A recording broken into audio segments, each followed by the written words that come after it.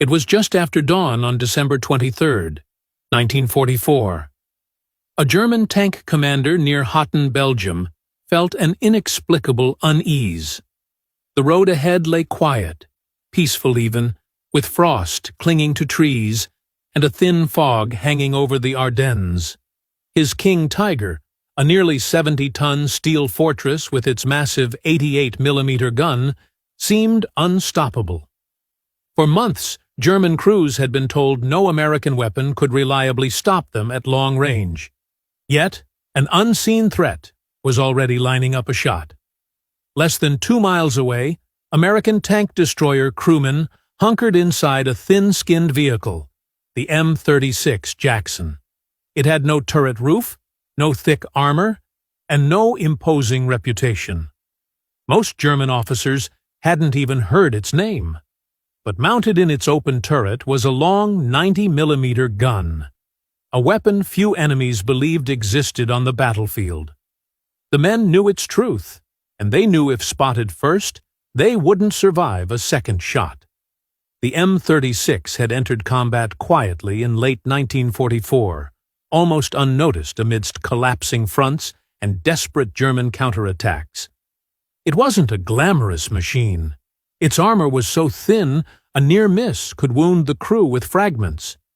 The open turret meant snow, rain, and shrapnel could fall directly inside.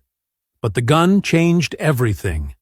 The 90mm M3 cannon, the same weapon as on the Pershing heavy tank, could punch through German armor at ranges that astonished even American commanders during testing. By the winter of 1944, American forces had learned painful lessons about German armor. Shermans had struggled against Panthers and Tigers since Normandy. Tank crews feared the sound of German guns. A Panther could destroy a Sherman before the American crew even knew they were under fire. The King Tiger, introduced in small numbers, was even worse. Its frontal armor was nearly immune to most Allied guns. German crews felt untouchable, believing themselves invincible beyond 500 yards. That belief was about to be shattered. The M36 was rushed into service out of desperation. Reports from France and the Hurtgen Forest made it clear that existing tank destroyers couldn't reliably defeat heavy German armor at range. The M10 and M18 were fast, but lacked stopping power. Engineers took the proven M10 chassis and fitted it with the powerful 90mm gun. There was little time for refinement. Crews trained quickly, often learning on the move as the Germans prepared their last major offensive in the West. When the German attack began on December 16, 1944, the Ardennes exploded. Snow-covered roads filled with retreating American units. Communications broke down. German armor pushed forward under fog and poor weather, exactly as planned. King Tigers rolled through villages, crushing roadblocks and scattering infantry. Many American soldiers believed nothing could stop them. But scattered among the defensive lines were small groups of M36 Jacksons, waiting quietly, using terrain, patience, and range as their weapons. One such crew belonged to the 703rd Tank Destroyer Battalion near the Orthe River. Their orders were simple and terrifying. Hold the line. Delay the German advance at any cost. Sergeant William McLean, a veteran of earlier fighting in France, commanded one of the M36. He knew his vehicle couldn't trade shots with a King Tiger up close. The Jackson's strength was distance. If they saw the enemy first, and if the range was right, the 90mm could do what no Sherman gun could reliably accomplish. As the fog lifted slightly that morning, McLean's gunner spotted movement on a distant ridgeline. Through binoculars, the unmistakable shape of a King Tiger emerged, its massive turret slowly scanning the valley. The range was long, nearly 2,800 yards. Normally, firing at that distance would be pointless, but the 90mm gun changed the rules. The crew worked silently, focused, knowing one mistake would end them all. The first shot cracked through the cold air, a sharp, flat sound unlike the deeper boom of German guns. The round flew for several seconds before striking the King Tiger's turret. At first, nothing. Then smoke poured from the impact point. The German tank stopped, its turret frozen. Inside, the crew had been hit by something they never expected. A penetration at that range was supposed to be impossible. Moments later, flames burst from the engine deck. The King Tiger was dead. Further down the line, another German tank commander watched in disbelief as his lead vehicle burned. He ordered his crew to scan for enemy tanks, expecting Shermans or tank destroyers closer than a mile. He didn't expect death from beyond visual certainty. Before he could react, another 90mm round slammed into his hull. It didn't penetrate, but it shocked the crew, forcing them to halt. The psychological impact was immediate. The sense of invulnerability vanished. German reports from that week showed confusion and frustration. Crews described being engaged from extreme distances by an unknown American weapon. Some believed it was a new heavy tank. Others thought it might be naval guns firing from hidden positions. The truth was simpler and more humiliating. Thin-skinned American tank destroyers were killing the most feared tanks in Europe without ever coming into close combat. The M36 crews paid a price for every success. When German artillery found their positions, the open turrets became deadly traps. Shrapnel tore through exposed crewmen. Machine gun fire forced commanders to keep their heads down, but the gun kept firing. Each destroyed German tank bought precious time. Roads clogged with wrecks. Supply columns stalled. The German timetable slipped, hour by hour, mile by mile. By December 24th, near Mannheim, another M36 unit ambushed a column of German armor on a narrow road bordered by frozen fields. Using pre-measured ranges, the Jacksons opened fire from nearly 3,000 yards. One King Tiger after another was hit, some disabled, others destroyed outright. German infantry scattered, unsure where the fire was coming from. The road became a graveyard of steel. Word spread quickly among American units. The M36 was no longer unknown. Crews whispered about its power, its reach, its danger. Commanders began placing them on high ground behind ridges, covering long approaches. The Jackson became a sniper, not a brawler. Its role was clear: kill the enemy before he knows you are there. For the Germans, the shock was profound.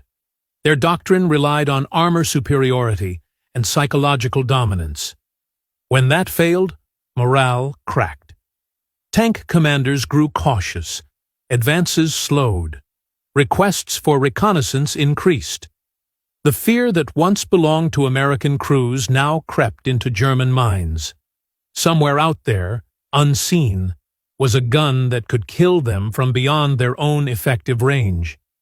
As Christmas Eve approached, snow deepened and fighting intensified. The Battle of the Bulge was reaching its most desperate phase. German fuel shortages worsened. Allied air power waited for clear skies, and hidden among the forests and hills, the M36 Jacksons continued their deadly work, rewriting the rules of armored warfare, one long-range shot at a time. What the Germans still didn't fully understand was that this was only the beginning. The 90mm gun had more surprises to deliver, and the M36 crews were growing more confident with every engagement. The myth of the invincible King Tiger was dying in the cold Ardennes air, killed by a weapon most German commanders never knew they had to fear. By Christmas morning, December 25, 1944, the Ardennes no longer felt like a surprise battlefield. It felt like a slow, grinding test of nerves. Snow fell steadily, muffling sound and hiding movement. German columns were still pushing west, but the speed was gone. Every open road now felt dangerous. Every ridgeline felt watched. Somewhere out there, American guns were waiting, and German tank crews no longer trusted distance to keep them safe.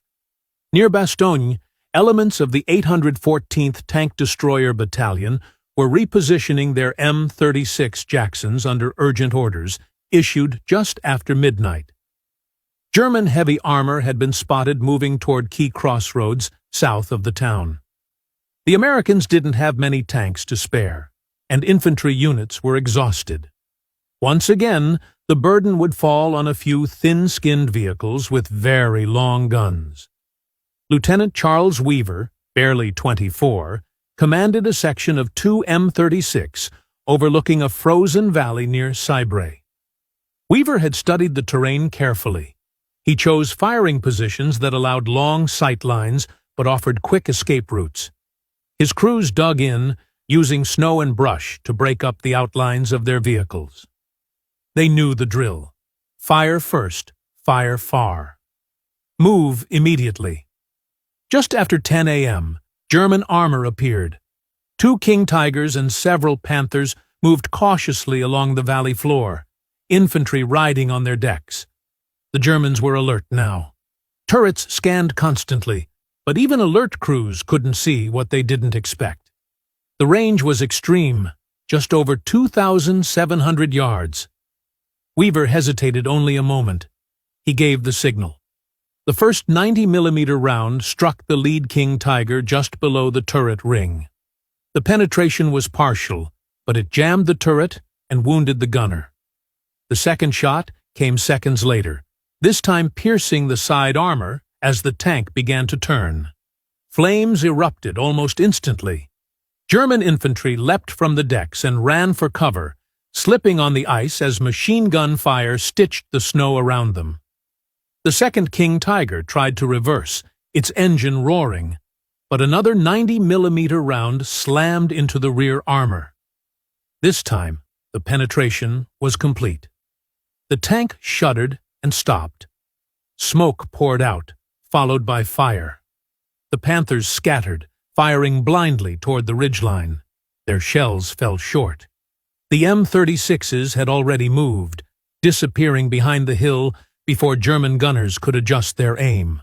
Encounters like this repeated across the Bulge. The M36 Jackson didn't fight often, but when it did, the results were decisive.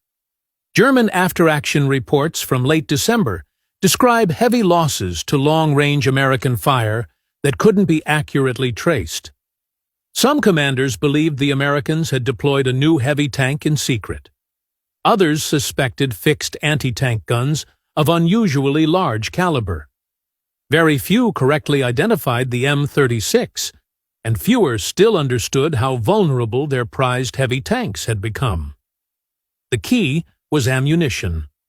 By late 1944, American industry had solved a critical problem.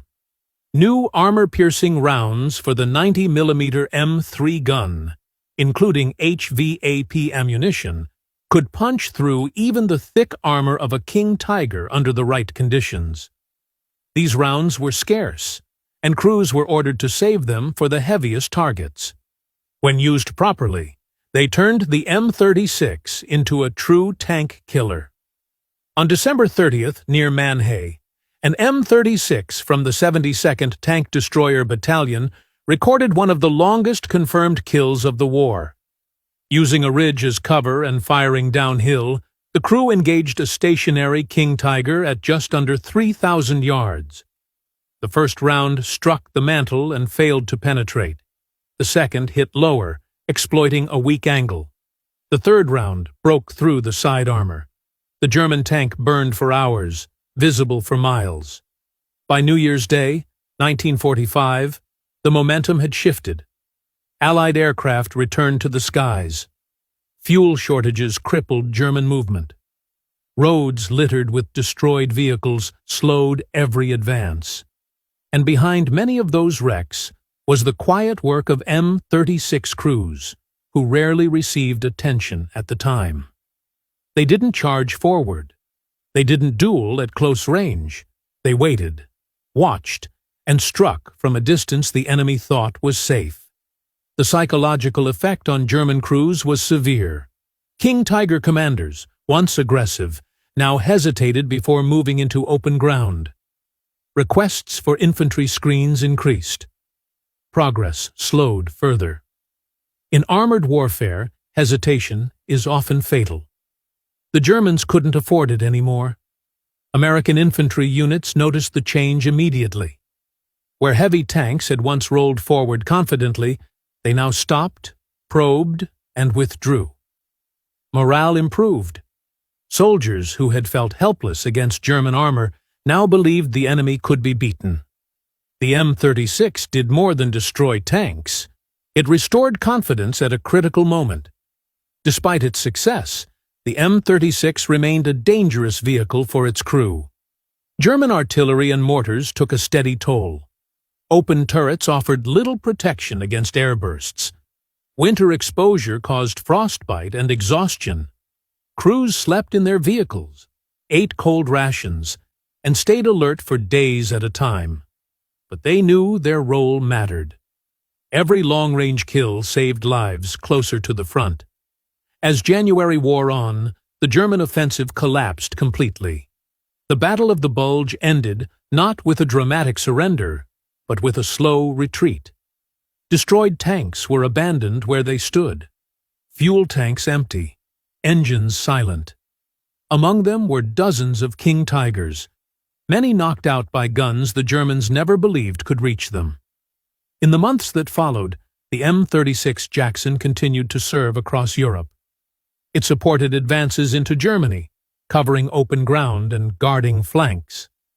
Its reputation grew among American units, even if it never became famous in the public eye. Tank destroyer crews knew what they had accomplished. They had faced the most feared armored vehicle of the war, and beaten it on their own terms. After the war, historians would debate exact ranges and specific engagements. Some claims would be questioned, others confirmed. But the broader truth remained unchanged. The M36 Jackson, armed with its 90mm gun, shattered a dangerous myth. Heavy armor was not invincible. Distance was no longer safety. And in the frozen forests of the Ardennes, a quiet American weapon helped decide the fate of an entire campaign. The Germans never truly understood what hit them until it was too late. And for the crews of the M36, that was exactly how it had to be.